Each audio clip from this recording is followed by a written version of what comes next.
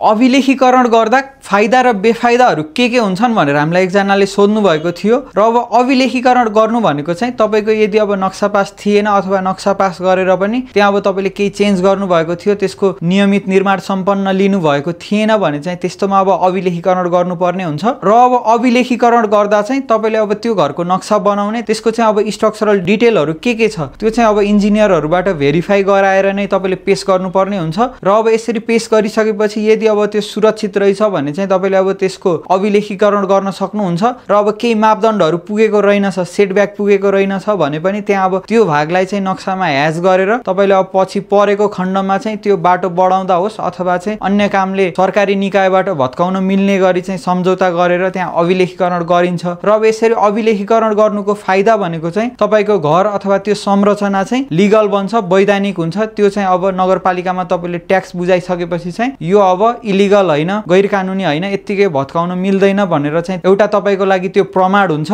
र त्यसैगरी अब यदि तपाईले नक्सा पास पनि गर्नु भएको थिएन भने चाहिँ त्यहाँ अब तपाईले चाहिँ यो ढल बिजुली पानीको चाहिँ सुविधा पाउनु भएको हुँदैन र अब यो अभिलेखीकरण गर्दा चाहिँ नक्सा पनि त्यहाँ पेश गर्नुपर्ने हुँदा यसपछि चाहिँ तपाईले अब यस्तो नगरपालिकाबाट पाउने पानी बत्ती बिजुली ढलको सुविधा पनि पाउनुहुन्छ र अब अभिलेखीकरण नै नभएको संरचना घरहरुको चाहिँ भ्यालुएसन नै खासै हुँदैन यसरी अब अभिलेखीकरण गर्नुभयो भने चाहिँ त्यसको अब केही कम भए पनि भ्यालुएसन चाहिँ हुन्छ त्यसैले अब तपाईले चाहिँ त्यो आफ्नो सम्पत्तिलाई चाहिँ धितोको रूपमा राखेर लोन लिने काम पनि गर्न सक्नुहुन्छ र अब बेफाइदाको कुरा गर्दा चाहिँ सबैभन्दा पहिला बेफाइदा भनेको चाहिँ एउटा धेरै महँगो हुन्छ तपाईको अब नर्मल्ली नक्सा पास निर्माण सम्पन्न लिँदा जुन ट्याक्स हुन्छ त्यसको अब 13 वर्षसम्म चाहिँ फाइन हुन्छ यदि अब तपाईले 72 साल भन्दा अगाडि बनाएको संरचना थियो भने चाहिँ 13 वर्षसम्म हुन्छ तर अब 72 सालको जुन भूकम्प पछि बनाएको संरचना छ र अब त्यसको तपाईले अब निर्माण सम्पन्न लिनु भएको छैन अभिलेखीकरण लिनु पर्यो भने चाहिँ तपाईलाई पर स्क्वायर फिटको रेट नै 100 रुपैयाँ पर्छ त्यसैले गर्दा चाहिँ अब तपाईले फाइन नै एकदमै धेरै बुझाउनु पर्ने हुन्छ तपाईले अब नर्मल्ली नक्सा पास गर्दा 50-60 हजार चाहिँ त्यहाँ ट्याक्स बुझाउनु पर्थ्यो भने अब यसरी अभिलेखीकरण गर्दा चाहिँ तपाईले अब फाइन त्यो दोब्बर तेब्बर हुँदा होस् अथवा चाहिँ पर स्क्वायर फिटको रेट नै बढी हुँदा चाहिँ तपाईले अब त्यहाँ 3-4 लाख अथवा त्यो भन्दा बढी पनि तिर्नु पर्ने हुन्छ र त्यसैगरी अब अर्को बेफाइदा भनेको चाहिँ भ्यालुएसन कम हुन्छ